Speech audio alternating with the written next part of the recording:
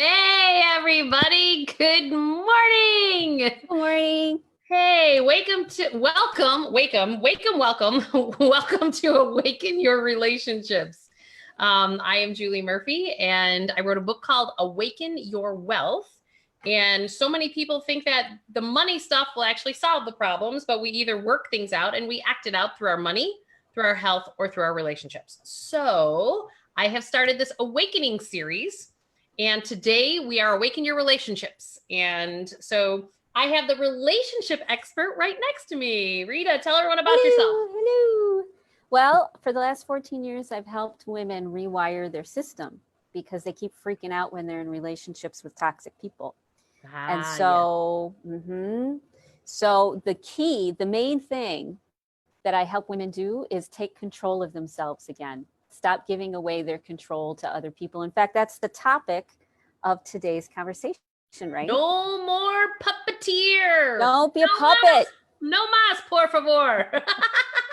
Exactly. And as long as you're reacting to something outside of you, as long as your body is reacting. But here's the deal. So before we got on, Julie was telling me how it takes every ounce of her being sometimes to control how angry and hurt and frustrated she is and overwhelmed she is. And that's the old way of doing things. The old way of doing things is when we do nothing about how we feel. Instead, we shove it down and we call it a bad dog and we tell it to go away and we heap all the shame on it. And we say, you need to shut up because I have to cater to this person over here. So that's crap, right? That's crap. We need to start loving ourselves. Complete so crap. we have to not figure out how to control a toxic person because there's no controlling them. Instead, you need to learn how to get all those old wounds and all those old belief systems off of your system. But it's so hard because once you get triggered, once you're in that fight, there you are. But the key is when you get your nervous system regulated and calmed down again, you're able to be in a relationship and you're able to say what you need to say in a way that you feel good about it. Like you didn't feel out of control. Maybe you were angry and on edge and you said it angry and on edge, but you never felt like someone else was pulling your strings. 150%. And then also teaching others, like my children as an example, teaching them to not allow somebody else to be their puppeteer, right? Yeah. And so much of this is about finding your voice. And again, you know, one of the things that I am very attuned to in my own physical system, that it's like peeling an onion, right? So as you peel the onion on no longer putting up with relationship that has these triggers, that the trigger gets deeper and deeper. And, you know, my physical body has shown signs. I'm starting to get to a place where, like, I was literally on a call, you know, it was a conference call this week to collaborate to get my children into the proper places for support.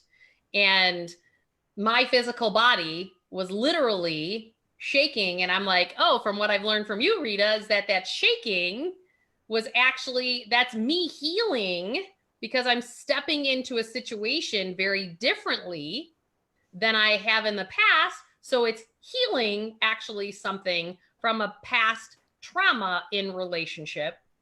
And I'm now witnessing these things only to unpack this morning to have another trigger rise up. This is what I'm talking about from peeling the onion.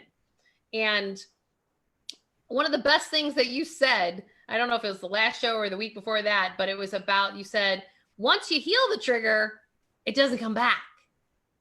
And that is the shining light for me, is going, okay, had another one happen this morning. I'm kind of going, yeah, no more. Okay, so it came up. How do we deal with it? And for me, the healing process is speeding up a ton. It's not taking weeks or months. You know, a few years ago, it was months. Then it turned into weeks. Then it turned into days. Now it's moments.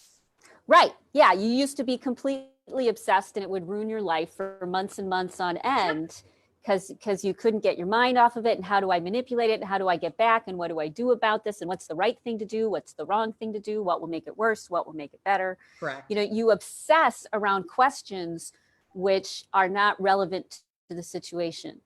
Correct. You're obsessing about things that you'll never be able to understand because it's way too complicated.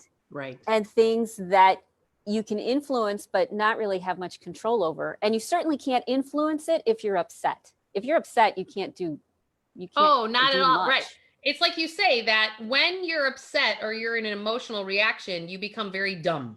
Very dumb. That's like you why go down to like 10% 10% of your smarts. Yeah. And so that's why after the fact, we look back and we're like, oh man, I did it again. I cowered in the corner, or I just went and ate stuff, or I just agreed and said, whatever you want, just don't yell at me anymore. I'll give you everything. I'll give you everything I have. Just please stop yelling at me. Yeah, I've tried all those methods. Yeah. None of those methods work because it's still all stuck inside of you. Yeah, because you still feel crazy inside of you. But what if you could get rid of your crazy so that nobody else could push those buttons? Doesn't matter what too is exactly your mother. What's happening to me. Yeah. Right. Yeah. So I'm glad you're finding that you're coming back to a rational thinking much quicker, because that's what it's supposed to look like. You're on the right track. Yeah, I mean, it's happening instantaneously. You know, it's like, okay, like here it was, within a minute or two, I'm on the other side of it. And it's processing in the moment. Yep. Whereas for me, it was, and this comes from like my childhood. So many people know my story, but I'm one of 12 children. So being one of 12 children, you didn't necessarily always get your needs met because everyone was spread too thin. And that's okay, not good or bad. And then you layer that with, you know, that I was sexually molested by a family friend who was a priest, right? Like that just added a layer. So there was some survival instinct stuff that just layered upon itself that then through my years of being an adult created all these other layers, because it crystallizes in our systems and it just builds up, which is why so many people can't change patterns, that they just succumb to the patterns, and then that's what actually creates disease in their body, and then they die. How right? did like I you? simplified it a bunch, but how did you tell your parents that you were molested?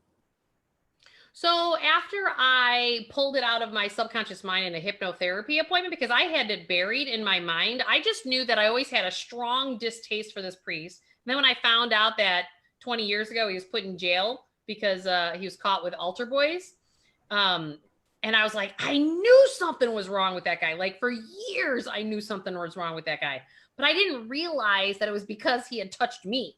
Like that was the part that I didn't remember until I did my work and I was doing this unlayering and unpacking. Yeah, because it was underneath so many other things. Right. Yeah. And so as I was clearing those layers and doing my work, then that's what unpacked. And so how did I tell my parents? After I found out, that was on like a Friday that I had done that session. And then so on Sunday, I went to my parents' house and I was just hanging out, and I actually just sat down with my mom and I shared that with her. And I told her that, you know, Mom, that guy spent a lot of time with a lot of us kids, because I had brothers that even spent the night at the rectory, you know, and they slept in their underwear with the guy, you know, and little those Michael stories, Jackson. Yeah, those stories came out years later. And my parents, you know, you trusted priests back then, you know, and he was at all of our family parties, you know. Yeah. What were you supposed to do at the time? Yeah. Say something when this was, you know, the friend of your parents. Who are they going to believe? They're not going to believe you. Right. They're not going to want to believe you. Charming Father Mayday, you know, the charming man, you know, that everyone, he was handsome. He was, you know. Yeah. How did your dad find out? My dad? I didn't tell my dad that day. I think it was weeks later that I told my dad. I actually don't even know if I think my mom probably told my dad and my dad called me. Actually, I think that's the way that it went down. Oh, wow. Your mother tells me that. And I'm like, yeah, that kind of happened. Yeah, that's a scary one. Yeah. Good for you. Yeah.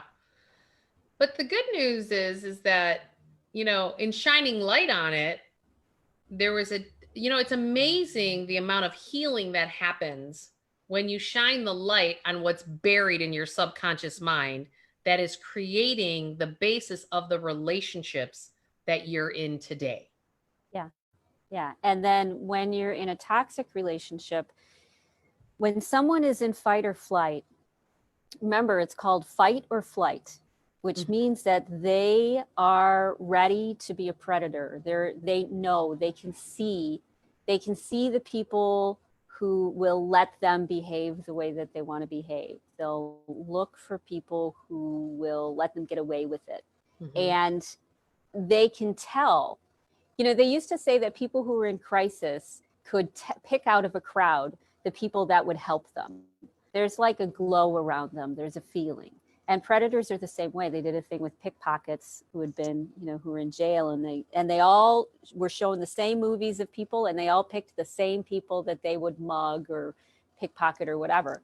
They all knew there's an aura. And so predatory people, when they are dysregulated, they have this heightened ability to recognize who will allow them to behave in a bad way.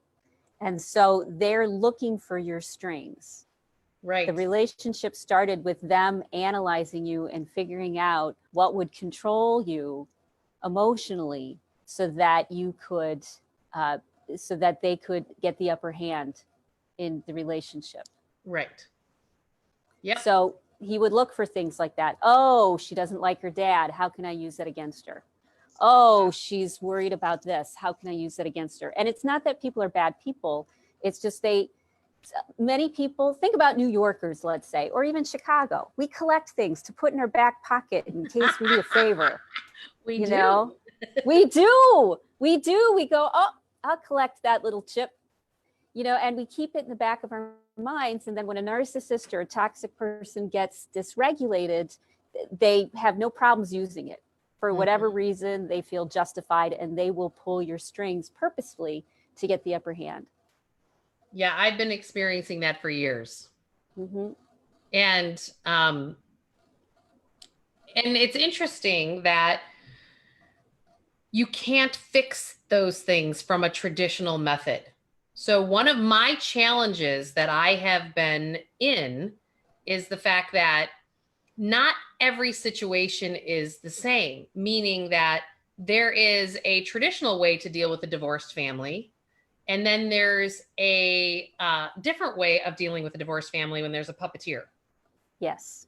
And the system does not recognize the puppeteer. Correct.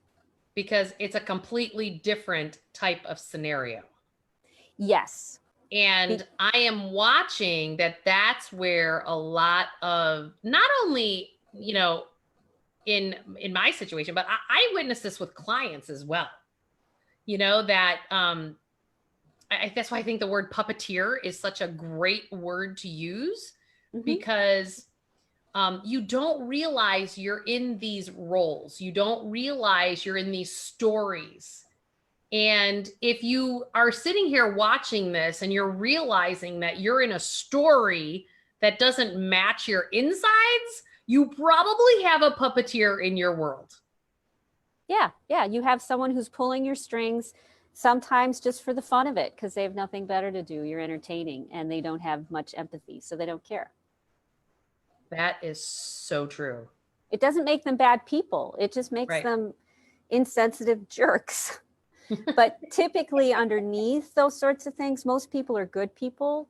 It's just layered like a big fluffy snowsuit over, who they really are. And so what the court systems require of us is to stand up for ourselves, to advocate for ourselves, because they're going to assume that you're not going to let yourself be beat up.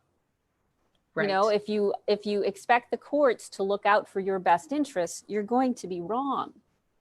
They expect you to look out for your best interests, which includes not letting a narcissist bully you. not being like, oh my God, he did this to me. Instead, you say, okay, you did this to me. What am I going to do about it? And then coming up with how you're going to regulate, what your next step is, not taking the victim role, because the courts, that does not work. Nope. Because the courts are just like society. They like to blame the victim.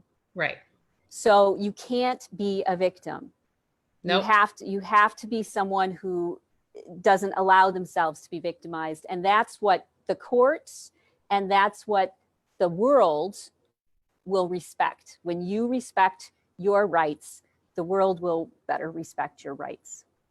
Well, that goes back to like a lot of the law of attraction, right? It's like whatever vibration you're putting out there is the vibration that you bring to yourself.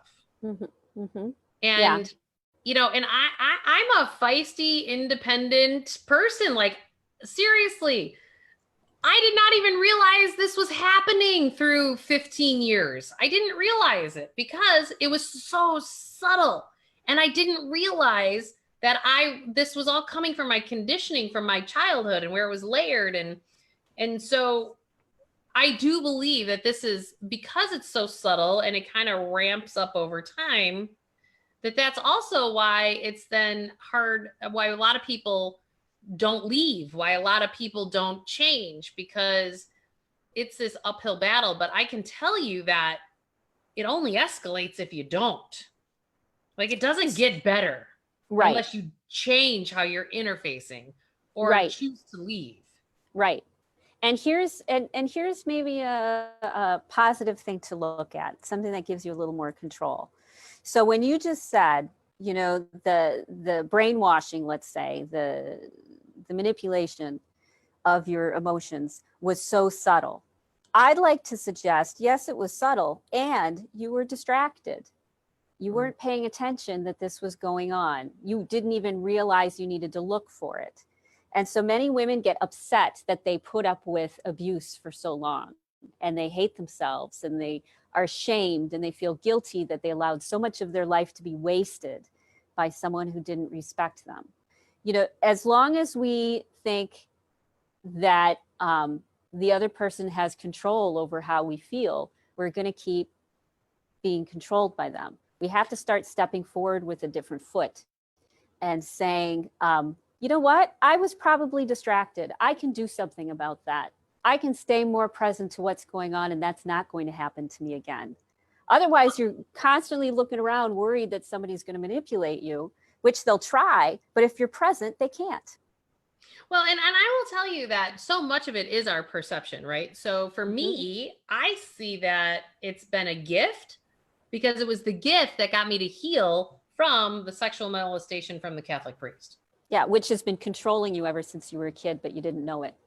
Correct. And it allowed you to get deep enough.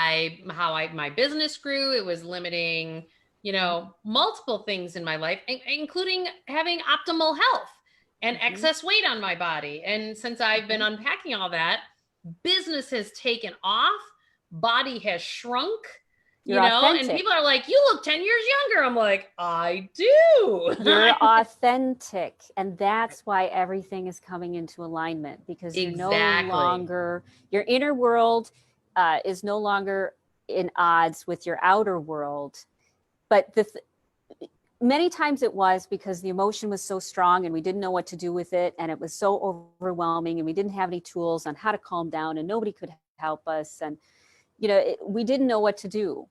But when you have the ability to take control of your emotions, when you believe that you can, and you can, absolutely, then you start being able to be more authentic, because you're not overwhelmed or hijacked or afraid of your own emotions. Correct. Or what will happen. So the first step is to say, you know what, maybe I do have control over myself. And then if you believe that, then you'll start to gather the things that give you that control over yourself. And then soon you'll find yourself authentic. You'll be, you know, cranky and crabby just like everybody else, but you'll be doing it intentionally and not just because you're triggered. Right. Well, and there's a freedom in that.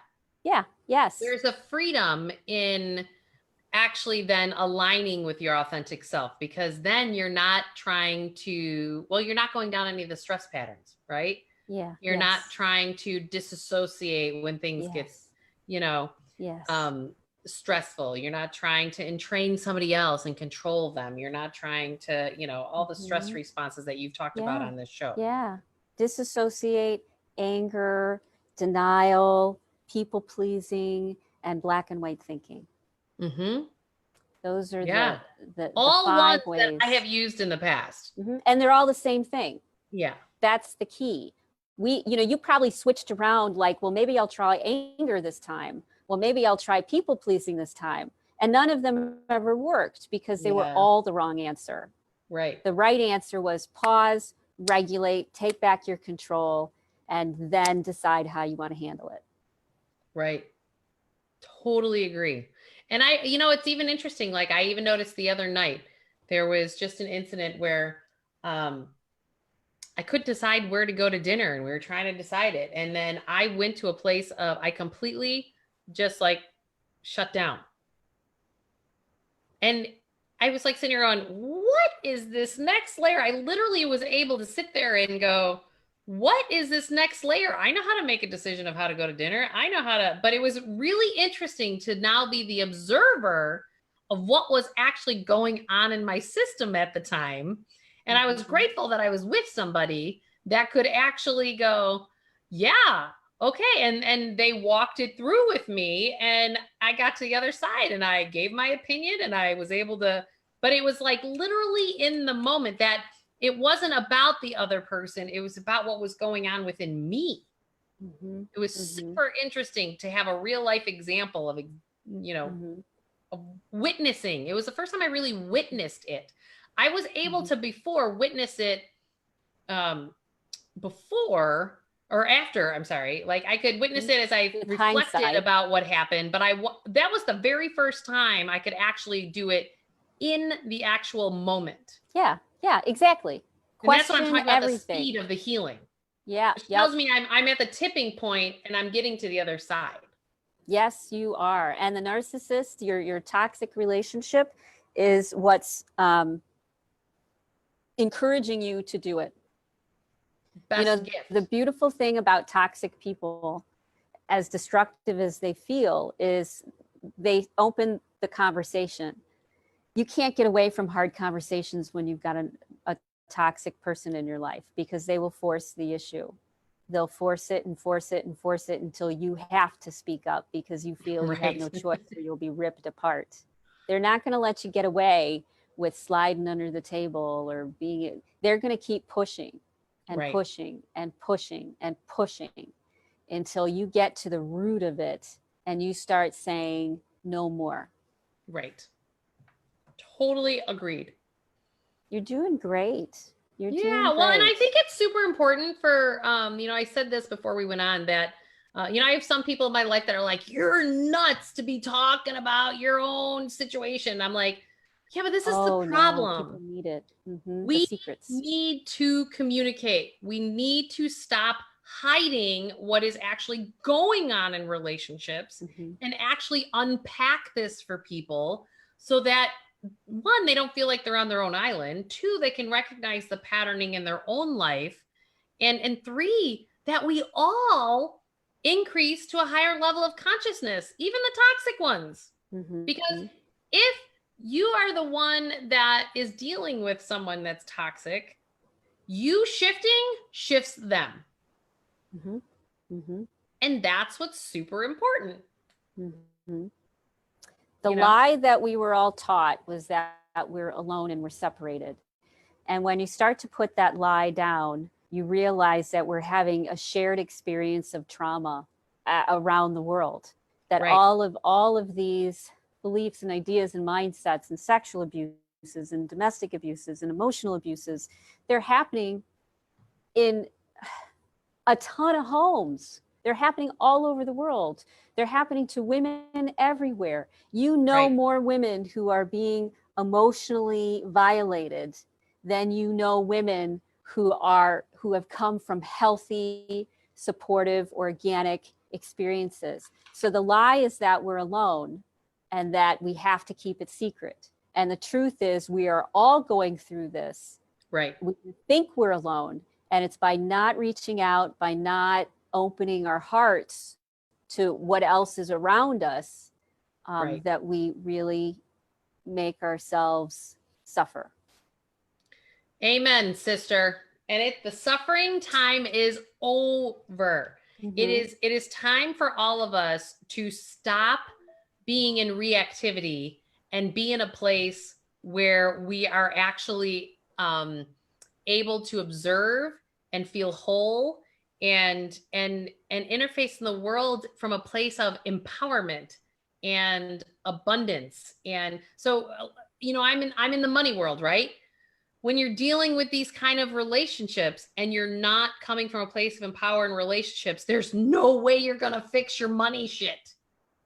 Right, because you're interacting with it the same way as you do with your relationships. Maybe you run and hide and then blame somebody else. I did that with my money for a long time. So, and where I tell people is that it acts out in the level of debt that you have. Mm-hmm. Or how you give away your personal power from a cash flow perspective. Yeah. You give way too much of away before you take care of yourself. Mm-hmm. And all of these are, these parallels that happen with our relationships and our money and even the type of bosses that you put up with in your work life. Like, we have to realize it's all interrelated. So if you're someone who's watching this where your whole life just blew up, I'm going to tell you congratulations. Why? Because that tells me you changed an incredible pattern in your life, and everywhere it was showing up, it just went whoop right off the cliff and it went bye-bye. Like, that is perfect. I love when I see clients do that. Mm-hmm. Love it. Because I try to tell people, yes, you are going to have some drama around this, but it's drama because you finally have the courage to step into something and make a different choice. And so it's going to feel dramatic because it's finally going to open the door to all of that pain and all of that suffering that you've been carrying with you. And so it's going to look and feel dramatic. Yeah. I had one of my mentors say to me when I was in my 20s, he said, Murph, when you change, you can't go back and sit on the same bar stool because it's not the same. You see it differently. And here's the problem. Everyone else sitting at the bar, they're crabs in the bucket. They're like, why did you change? Because then that makes them reflect and look at in their world where they're not participating, and just be okay with it because it's perfect exactly the way that it unpacks. Mm-hmm. And maybe you're supposed to be that leader and that pioneer to shift whatever community. It doesn't have to be big. Like, I know I'm supposed to do it big, but yours might be just in your micro world, and that's okay too, because it all creates a ripple effect in your life. Mm-hmm. Mm-hmm. That's why it's good to even just take small steps. It's easy to get overwhelmed, but every time you stop yourself from going down that emotional rabbit hole, when you don't make yourself suffer like that, it's a win. And the wins accumulate. That's why your healing is speeding up, because all your wins, every time that you made a different choice, gave yourself a different experience, it's a win. And so it speeds up because you just keep winning. Well, and it just lifts you right out of it is what happens. Like, it just literally, you have this lift, and I feel that lifting happening, which is really amazing.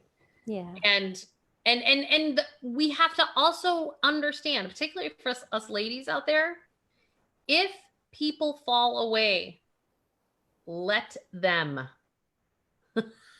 Let them fall away. It's okay. If you are being authentic and you are not allowing the puppeteer anymore, and someone falls away from you, don't try to go grab them back and fix it. Just sit and let it go where it's supposed to go. And that's okay. The person who wants to be with you, they'll be with you. I think our biggest fear is that the person we want to be with doesn't want to be with us. And so we have to try to get over those fears of abandonment and not good enough.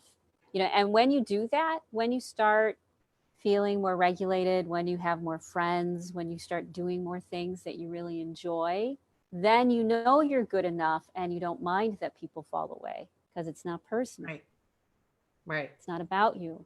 It's about whether they want to have the depth and intimacy of relationship that you do. And it's okay to choose something different. Mm-hmm. You're supposed to choose something different. And if somebody cares about you, then they'll support that and they might want to be a part of it or at least learn something about it. But if they if don't, they only then care about themselves, they'll walk away. Mm-hmm. They'll walk away. And then you don't, I mean, this was the same advice I would get in high school from people, you know, let him go, let him walk away. And it was like, no, I can't. Oh, we took everything we learned in high school and brought it forward. Oh boy. I know. So, I mean, but the people who we want to have in our lives are the people who make an effort to be in our lives. So even if somebody is toxic and crazy and off the ledge, underneath, they may not want to be like that. And it doesn't mean that you let them beat you up. It means that you say, I see you want to be a better person. How can I help you be a better person? But you only do it with people that, you know, you want to. If somebody's not worth it, they're adults, they can figure it out. Somebody else will be a better fit. But if you choose to, then you can help someone who, you know, you feel is worth it. You feel that you get enough benefit from, that someone who challenges and inspires you, you know, then you can say, I see you, let's work through this. Right. Exactly. Which was like the person I was with the other day. Like, hey, let's work through this. I said what I wanted. You've got something going on there. Mm-hmm. and then we wound up somewhere we both wanted to go, and it was perfect. Yeah. Oh, so that's how it went down. That's how it went down, because we were able to observe it enough. Yeah. And I go, yep, you've absolutely clearly communicated exactly what your desires are. I'm the one sitting here going, and I had to figure out the articulation of going, because I have people pleased and I have, you know, I'm always accommodating other people. Yeah, whatever you want, it's no problem. I don't mind. Of course, I'm happy to do it. Well, then I'm sitting here going, yeah, I'd like wings, but I don't want to go to that place that has great wings and shitty iced tea. Right. You know, because I love iced tea, and that place had the iced tea from the gun. And it's like, this is how little it is from how we negotiate ourselves away in relationship. Yes. And I'm really at a point where I am not negotiating 1 ounce of myself away any longer. Good, because it's not in anybody's best interests. It's not in the other person's best interest, and it's not in your best interest. They are, let's just speak plainly and not worry about judgmentalisms. They want someone to tell them what to do and to give them guidelines on what's right and what's wrong. People don't want to be bullies. They want someone to at least tell them the rules. And if they know what the rules are, they can choose to break them or not.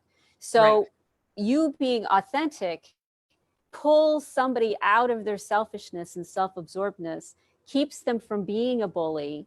Because if that had gone down, you know, he wanted to go one place, you wanted to go someplace different, but you didn't say anything and you accommodated them. And then the next time it was someplace you really wanted to go and you got voted down, you still have that chip in your pocket. You know, wait, we went where you wanted to go, even though I didn't say anything. I accommodated you. Now you're supposed to accommodate me. Yeah. They don't even know that you accommodated them in the first place. Right. So if you want things to be fair, you have to bring them out into the light, because they're not thinking about you. They're thinking about what they want to eat. They're not thinking about what would make you happy. And we all should be thinking about what we want to eat, right? Yes.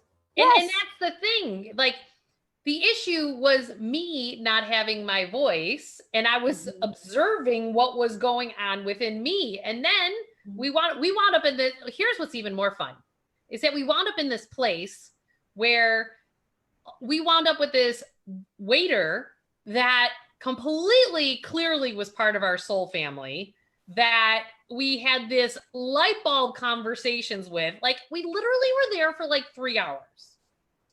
And it was amazing. And it's like, if either one of us would have negotiated ourselves away or people please the other person, which is part of both of our pasts, Right. None of that would have happened. And so like magic happened, and we Yes. were in the flow, in the present moment, kind of like how Eckhart Tolle talks about in his book, The Power of Now. Like there's a lot of spiritual teachers out there right now talking about how you got to live in the present moment. You got to live in the now. You got to do that. And everyone's kind of going, well, how the hell do I do that? You know? And and this was just about living in the now. Just has to do with recognizing, what do you desire? What does your heart desire right now? And don't negotiate that away. Like it's not hard. We're in this like speak and talk way up here. It's like, how do we drill it down? How do we bring it down? And how do we like keep it simple? This has got to be simple. And it is. Every time you have a negative thought or a negative feeling, you pause and you do something that calms your system down, and it will take care of the problem. It's like magic, because the science behind it is, when you're stressed out and your body's used to being stressed out, and it's been stressed out for a long time, it's patterned to be stressed out, and you keep having the same experience, and you keep just going down that same railroad track. But as soon as you give yourself a new internal experience, everything around you starts to change. And so if you have a negative thought or a negative feeling, pause, because clearly you're dysregulated. Do something to calm yourself down so that you're regulated. And suddenly, magically, the heavens open up and rain pennies down on you, and invitations appear, and opportunities are on your doorstep, and someone wants to give you $10,000, and somebody else wants you to, you know, be the godparent to their kid. I mean, all sorts of crazy stuff happens where you're like, really? You're in the flow. Yeah. It's magical. It's seriously magical. It feels good, and it's like spot on. I love it. I love it, love it, love it, love it, love it. And so if you're in these relationships, like what do you think are the first best steps for people to start to take? I mean, I know we've talked about stuff, and we've brought my stuff in as an example, but so those of you who are watching that are in these relationships, or you've just left these relationships, like what are the next right steps for people to start to get more to a place of empowerment? The first step is to watch things like this. Because, you know, yes, there's all this stuff that we should do, but if we forget, like you said, this was the first time that you actually observed yourself going through the experience. Yep. And it's interesting because I watched you on Facebook in your lives for a year before I called you. Exactly. That's why that's the first step, because you have to start surrounding yourself with different messages and different ideas. You have to actually believe that maybe, wouldn't it be great if my life could be different? And so then you start watching things that might encourage you or remind you that other people have done it throughout time. And then that gives you enough courage and support that you start putting the tools in place. You realize, oh, I'm noticing I'm angry. You know what? I'm going to pause. I'm going to go to the bathroom. I'm going to go make a sandwich. And you regulate. Now, regulation, you know, like we've talked about on past live streams, is when you do something that makes you feel good. That's basically it. When you do something that makes you feel good, it takes you out of a place of being disordered in your brain and in your body, and into a place where you feel ordered and calm and centered. For some people, it's breath work. Some people, it's a walk. Some people, it's acupressure. Now, my biggest problem was that it's not, when someone's screaming at you, it's not like you can go for a walk. You know, excuse me, I know that I've just devastated your family for all existence, and that you're now going to car bomb me. However, I'm going to go for a walk. I hope you don't mind.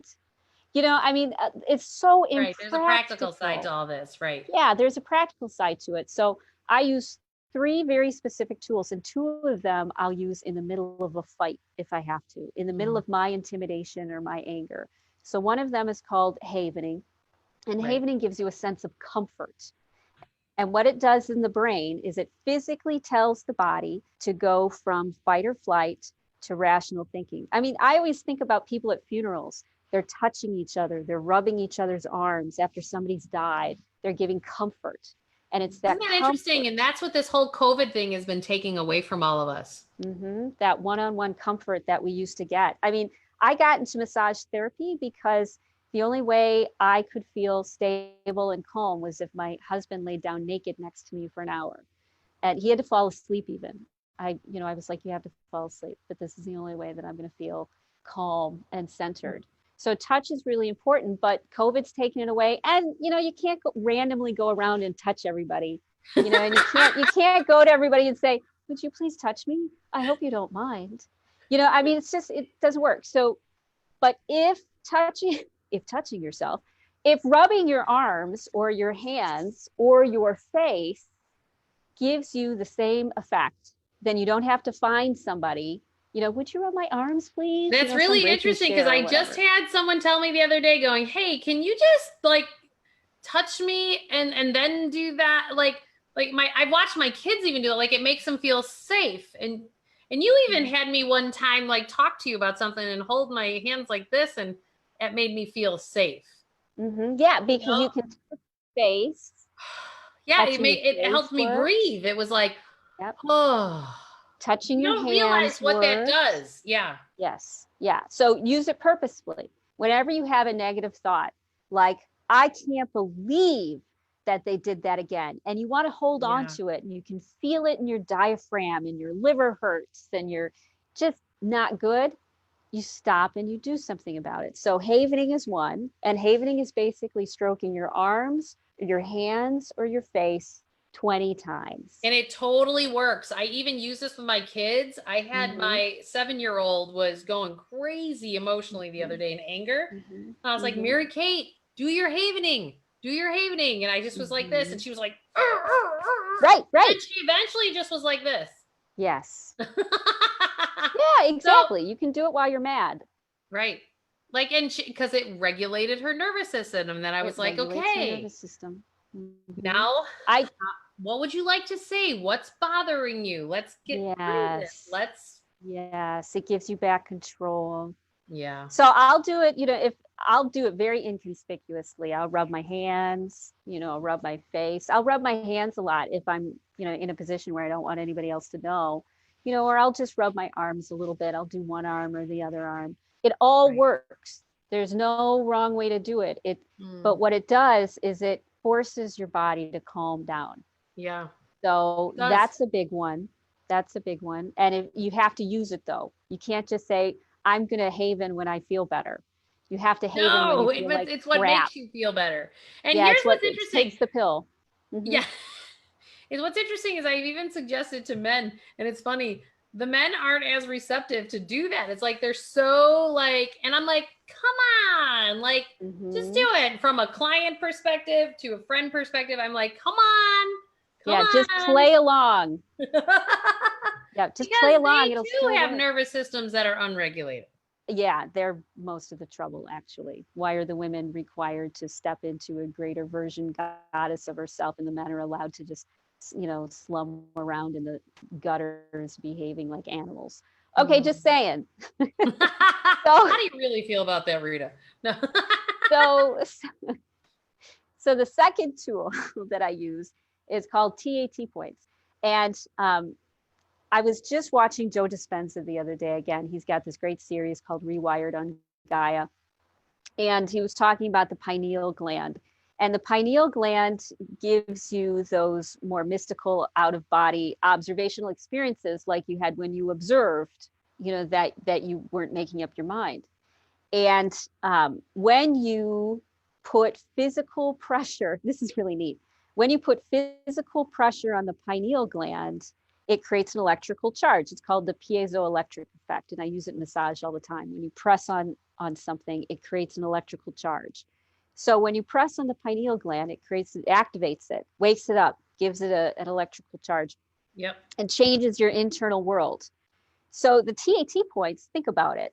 We're taking the front of our head and the back of our head, and we're kind of squeezing it a little bit. So we've got the thumb and the forefinger, they're right on the inside. It's just about the level with where the pineal gland would be, totally level with that. And then the two middle fingers just sort of rest, in the middle of the forehead. The other hand goes on the back of the head. This is all where the pineal gland is. And so we're pressing these things and we're causing physical pressure on it, and it shifts how we feel inside of ourselves. So TAT points are good when you're pissed off, because because you're like, you know what, I don't want to deal with this crap kind of think of it anymore. like the I'm so sprinkler. done. No, like back in the day. Yeah, no kidding. I know. And I'll sit there and think all sorts of negative things, like, I'm so done with this crap. I don't want to do anything anymore. I'm not going to bother. It doesn't work. Through it. Totally. I walk through it. Absolutely works.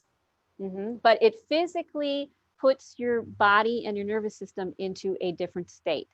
We're not talking about, you know, oh, you still have daddy issues. We're talking about, no, if you change your body, your emotions will change. Yes. So I want people to hear that loud and clear. Change your body, change your emotions. People, because that's super important. And if you do this or this or this, it changes your nervous system. If you do this, it changes your nervous system. And the third one I don't do in front of a lot of people, but it's super effective. So a lot of times they'll do havening, and then I'll do the TAT points, and I'll do this one, and then I might do havening again. Because they each kind of feel different.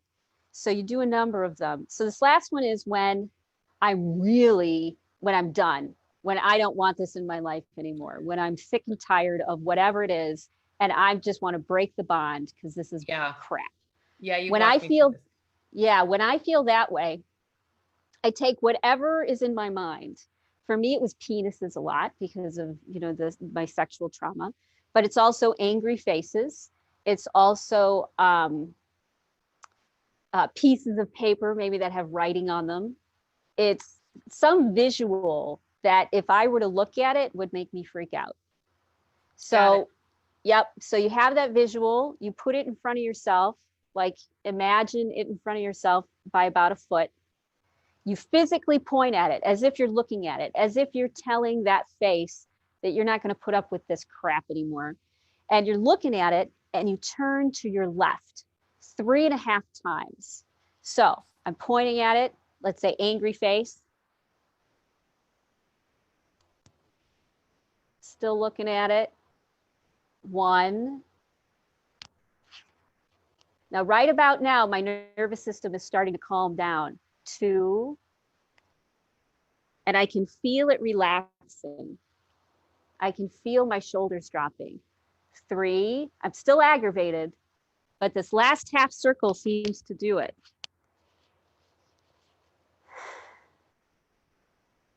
So now the angry face in my mind looks cartoonish. Why to the left? I don't know, but I would assume at least part of it is we're trying to reconnect our right and our left hemispheres of our brain. You know, EMDR is similar. Right. Where you look at something and it goes back and forth to kind of like tie them together. Right. So I think what it does is the movement, and I don't know why left, but right just doesn't feel the same. You know, right always feels like time's going by. You know, when I go left, it feels like I'm going counterclockwise. I'm going back in time. Psychologically, it's more powerful for me. And what it does is it physically in your brain connects the two sides so that you stop being a 5-year-old girl that doesn't know what to do. Right. And you start realizing, oh, look, I'm behaving like a 5-year-old girl who doesn't know what to do. What should I do about this? So it connects the adult and the child.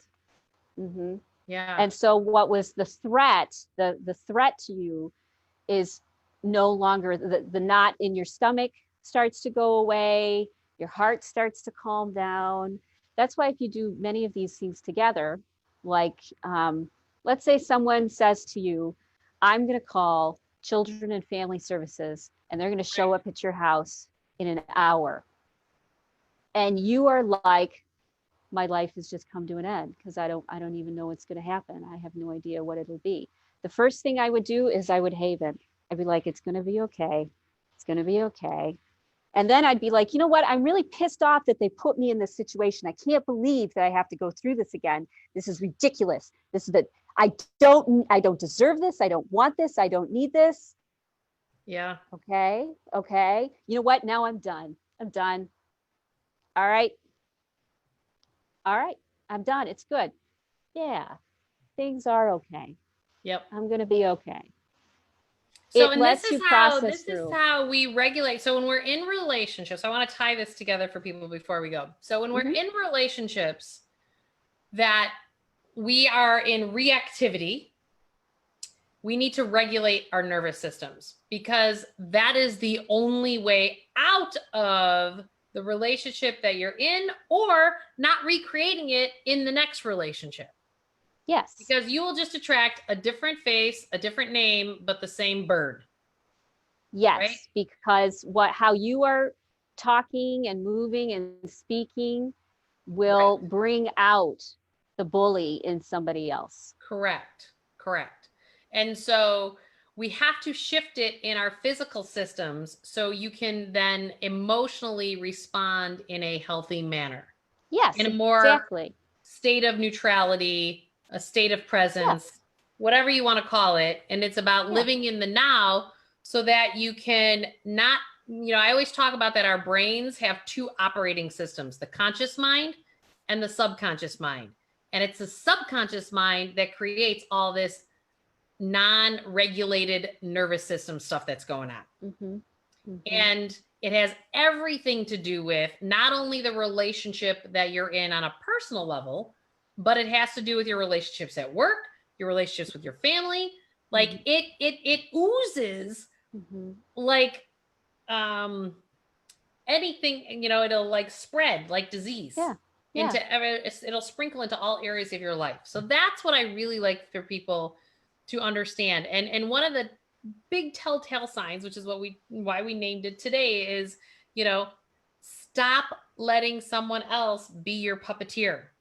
Mhm. So if you're being the puppet for somebody else and they kind of say jump and you say how high because it's just easier, Mhm. that's your people pleasing, and it's time to stop that. It's time to actually come from a place of empowerment Mhm. so that you can shift your entire life. So all the happiness and relationship that you want, so that the money can show up, and then you can physically healthy thrive with a vibrant body. But you Mhm. can't have any of those things if we're not regulating our nervous system. Right. And it doesn't mean that someone can't say jump and you don't say how high. You just say it from a place of consideration and thoughtfulness. You don't Right. say it from a place of being scared or angry. If you're Perfect. scared or angry, you need to pause. You need to go Totally. away until you regulate and calm down, and then come back. And then you'll see the answers. So, I mean, you can still behave exactly the same way you've been behaving, but it'll have a different impact because you um, because you're coming from a place of being solid and centered. You're not coming from a place of being scared and manipulated. And so, Rita, if anyone needs any one-on-one help, how do they get a Yeah. hold of you? Well, they can find me at inspiremassage.com, but soon it's going to be 𝘰𝐻ickmancoaching.com. Or you can look for me on Facebook. I just type in Rita Hickman and I'll pop up under narcissism. I do live streams Monday through Friday. I have a women's group that's just beautiful, where we help women get over toxic relationships and move forward. And then I do one-on-one coaching that gives you the tools and helps actually heal and clean up your nervous system. Awesome. And for me, go to juliemurphy.com. In the next few weeks, am going to be giving away my book, Awaken Your Wealth, for free. You just have to pay for your own shipping. So go and give us your email address so that we can get that book out to you. And thanks for coming to our Awaken Your Relationships. And on Mondays, we have Awaken Your Health at Monday night at 7 p.m. Central now. Awaken Your Spirit, if you want to do some actual energy sessions with my friend from Sedona, that's at 8 a.m. Central on Tuesday mornings. And October 7th, we are starting Awaken Your Work Life. For those of you who are not having passion and purpose in your work life, we're going to be starting there as well. So thanks, Super. everybody, for joining us today. Thanks, Rita. We'll see you next Thursday. See you next Bye. Thursday. Bye.